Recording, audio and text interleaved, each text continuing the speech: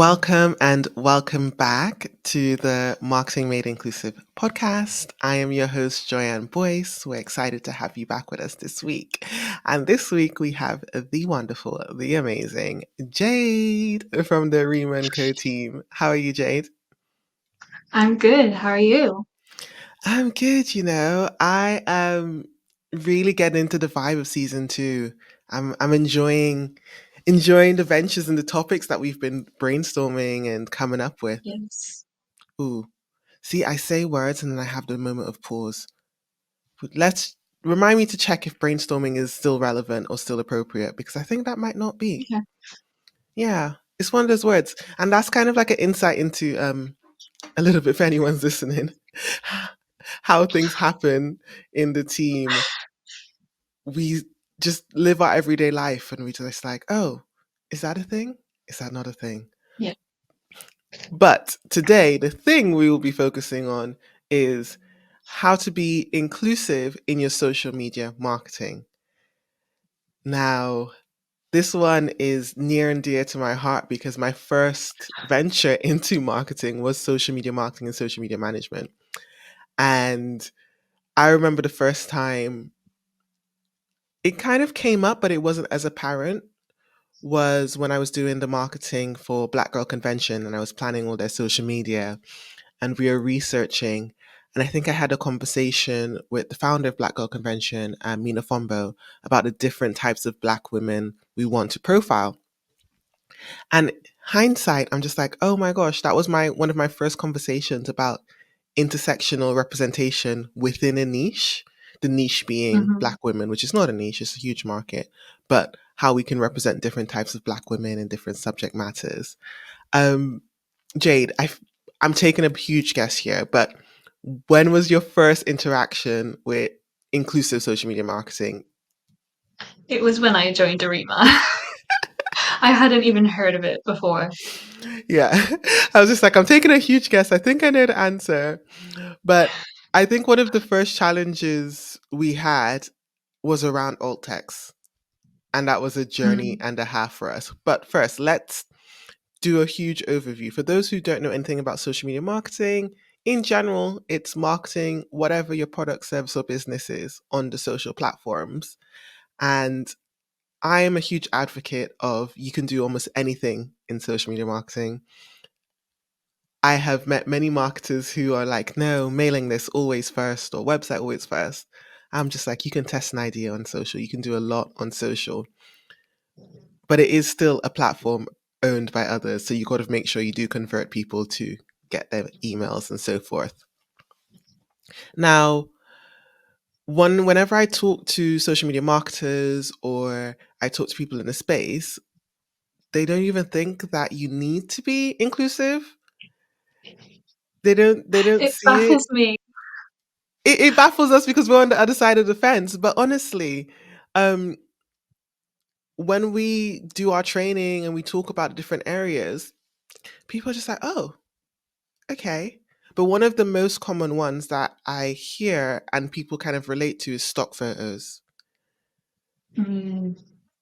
And a lot of the times, social media marketers who are marketing for like products or things that don't have active imagery that they can get regularly use a lot of stock photos. And it is hard to find inclusive stock photos. It is hard to, because of the way things are set up, the search terms you have to put in, the platforms you have to go to. Before we, because Jade, I think you joined before we had our inclusive marketing resource hub, Yeah. and you helped us build out the stock photos with that because we collected a bunch of resources in that hub. Um, and we had to go through a lot of ways of like finding representation of stock photos. What was your process before we had the hub and then after we had the hub?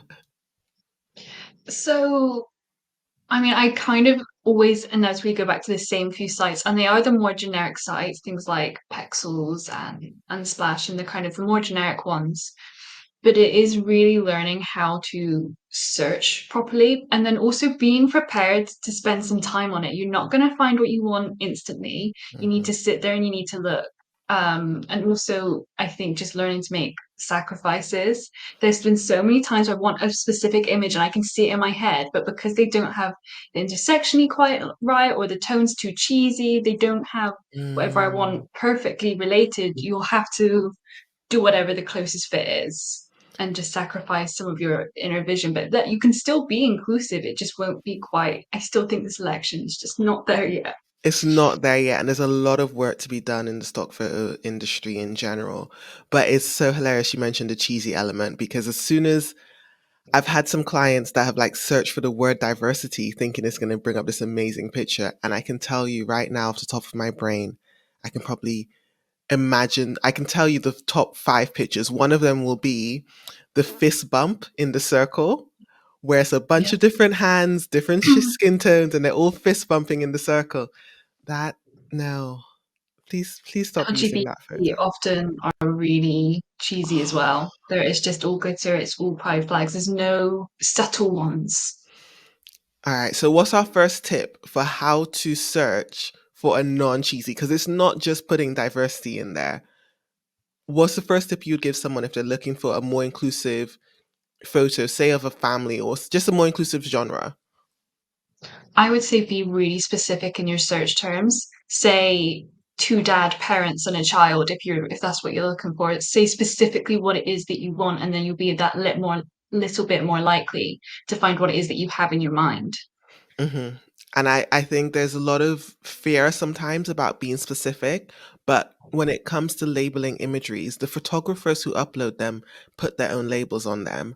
And then the stock photo website has their own labeling. So you're essentially playing a game of bias detection. You kind of have to say what you're looking for. You can't just say, oh, I'm looking for a woman in a wheelchair because Hmm. it's going to bring up cheesy. It's going to bring up mostly white women. So say, um, Asian woman wheelchair or Asian woman outside. Like we know how to say these things when we're talking about scenery and environments, but sometimes people get really uncomfortable when they have to describe individuals. Yeah. Yeah. I think overcoming that will then bleed into other areas of inclusive marketing. So the sooner you've got that down, the easier life will become. And it makes it so much easier to find things. There's a lot of resources out there that create stock photo packages. Like one of my Mhm. faves is around illustration. So we talk about stock photography, but then another element in social media marketing is using stock illustrations to like represent things or represent actions. And I speak about them all the time, but there is an organization called Black Illustrations, and they are still going. They are still making an illustration pack, I think almost every month of a different genre of black illustrations. It was first it was like Wow. black women in tech, then it was old people outside, and they just keep going and building up the packs. And I'm just thinking, here's one representation of taking an area of representation within illustration and broadening it for the marketing need. Yeah. Super I'm niche excited. and intersectional. Love that. Love it. I'm excited to see more. If anyone comes across any types of illustrations, I don't think I've seen one that has represented full intersectionality in terms of disability. I've seen Mm. one that kind of do disability in the sense of different types of disability, visual, wheelchair amputees, and so forth. But I've not also seen them blended with race and body size. You know, for Yeah. some reason, the representation of illustrations of disabled individuals tend to all be thin. I'm just like, I don't understand. There are other body shapes out there to represent. Yeah, that's true. All right, so first two tips when you're searching for stock photos, be specific, get comfortable with describing what you're looking for. There's also representation in illustrations. And our next, oh, are we on three? Our third tip will be alt text. Now, for those who don't know what alt text is, essentially it's describing an image or video for individuals who have screen readers, and it's also beneficial for SEO. We've had our journey with alt text because we like to practice what we preach, but we are only human and a small organization. So we like to be realistic with what we can achieve. Jay, you've had more of a journey with this than I have because Jay is in charge of the socials for Arima and for Include AI. And I kind of made it a standard rule that we have to have alt text on everything. I think, what was the first method we used to do? Oh, I can't even remember. I want to say that I would manually put it in, but you can't do that on Twitter. You can only do that on LinkedIn and Instagram. So that Yeah. doesn't sound right. No, I think that was it. I think we Okay. used to post it, schedule it, post it, and then you had to go back and update it on the grid on it. Oh, those were painful days. Those were painful days. I think, yeah, because I remember we had a moment where we were looking for a scheduling platform that had the ability to add alt text when we scheduled it. That was a journey. We have tried many, many tools. I'm glad to see it's becoming more of a thing now. Um, Hmm. I'm a bit annoyed because even when I still look at some tools, they don't mention it in like the list of features when you're comparing them. Yeah. And it's an important feature. It is because it makes your content accessible, but also it's another layer of copywriting. And if you have to go and do Mhm. that after the fact, you're having to rethink of what is relevant in the description to the copy that you're writing. And social media managers and content creators have it hard enough coming up with copy. Yes. What are some tips you would give individuals for writing alt text for social? So I think going back to what we were just talking about, getting comfortable with describing people can be really important. There's been loads of good resources we've seen about, for instance, I remember one where there was a blind person and they wrote that everyone just assumes that they're white when they're not because people don't write in their alt text. They don't describe Mm, their physicality and how they look. So getting comfortable with describing people in as much detail as you can so that they can have a real understanding of who we're actually talking about, and also keeping your tone of voice. Like if you've got a funny tone of voice and you use humor, bring that into your alt text. There's been lots of comedians I've seen that use alt text in a really clever and funny way. I know that you've talked as well. I can't remember her name. She was on the podcast. yes, Joy, the other Joy that's been on Joy. the podcast. Joy's alt text, we'll link it in the description for her stuff, had me cracking up. Sometimes I would read her captions and wait to laugh because I needed to read the alt text to just see how she described the video. Oh, yeah, love Joy. But yeah, that is so valid. Keeping that tone of voice and keeping that element. Just to double on the describing individuals, one tip I have seen from the disabled community on alt text is that keep it relevant. So Mm, sometimes people describe things that aren't necessarily relevant to the whole context of it. And they will describe every single detail in the image. And it's like, actually, what you're talking about is the person. I want you to describe the person. Because on yeah, most platforms, they do limit the number of characters for alt text, yeah, yeah. which is Yeah, my another life. another crafty. Just a future projection on my part. I can see AI having an impact in alt text description, and I don't know if it's going to be a good thing. Yeah, I think coming back to that relevance you were just talking about as well, like it can be so tempting to just kind of scan an image and pick out the key points when sometimes it's the subtleties. Like if someone's smiling at a camera, that's a good detail to include. That says something about them. If they're talking, if they're waving their hands around, these are things that like might not seem important, but actually give a lot of context. Hmm. And I don't think AI is going to pick up on those things. No. No, but that's a future episode. That's giving me an idea for an episode about how AI impacts inclusive marketing. Because yes, that will be interesting. But yes, Mm, alt text is another way to be inclusive with your social media content. Trying your best to create it as you're creating the content and not leaving it last minute, especially on those image heavy platforms like Instagram. Um, as far as I'm aware, last time I checked, all social platforms have the ability to add alt text. in terms of the scheduling tools, they don't always have the ability to allow you to add alt text on your scheduling. The big ones that we've engaged with, your Hootsuite does, um, I think Agora Pulse does, and we're currently using Loomly that allows you to add alt text as well. If the platform you're using to schedule tools does not, message them and ask, because it might be a feature that they just don't advertise and they're not making obvious, because not everyone thinks about accessibility, unfortunately.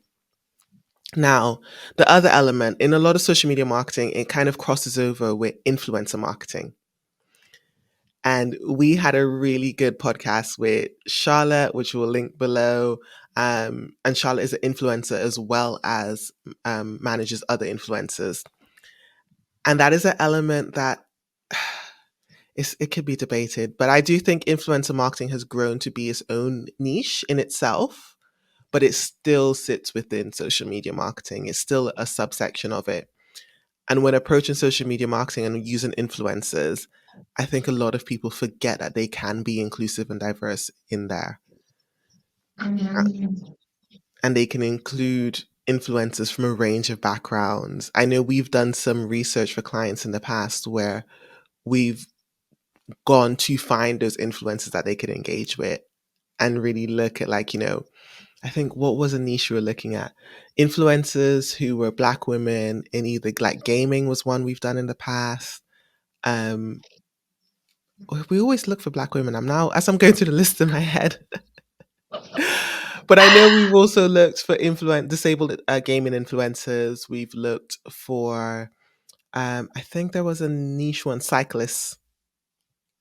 mm, Yeah, that was an interesting. The cycling community, they they are they're passionate. dedicated. Yep. Mm. They are passionate. Isn't That's one of my favorite things about the work we do. We get to go into subgenres of subgenres of subgenres. It's like cycling Yeah. is already a community, and then we're diving in to look at the inclusive cycling network, and then the network within the network. What are tips would you say for to help people find inclusive influencers? I think having patience to look properly, to not just go for the big names, don't go for the big numbers, actually sit down and look at the engagement, look at your options, I suppose, because they're out there. You just need to find them. And I mean, there's agencies, that's a really great way of finding them. But also just dedicating that hour to really looking and letting yourself go down the rabbit hole. I think I remember many an hour going down rabbit holes looking for influencers, and that's the way to do it, in my It's the personal way to do it. opinion. It is a rabbit hole, but once you do it, you have them. Like Mhm.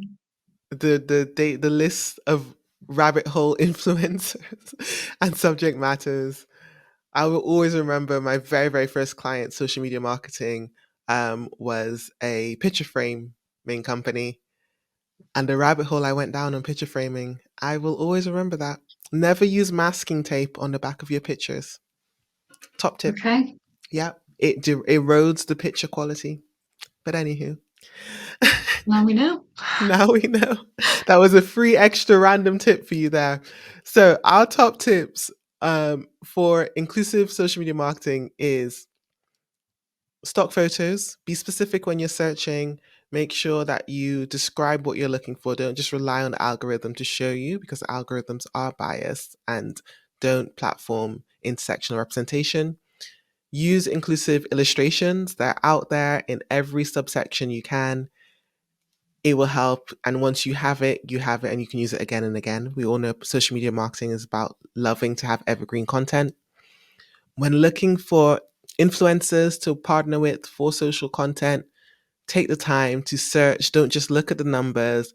Think about, who their audience reaches. Think about their engagement rate. And if you need to use an agency, there are agencies out there that specialize in influencers from diverse backgrounds. The tools, one of our fave.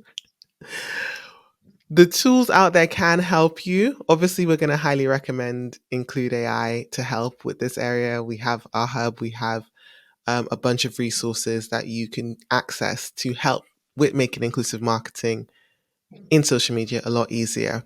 But when you're looking for any kind of social media scheduling tool in general, make sure it has these elements. Or if they don't have it and you're already using a tool, ask them for it because they can provide it. All the platforms do have it as well. So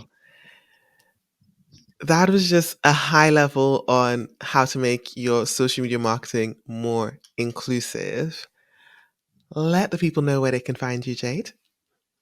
You can find me on LinkedIn at Jade Pet. That's PETT. Fantastic.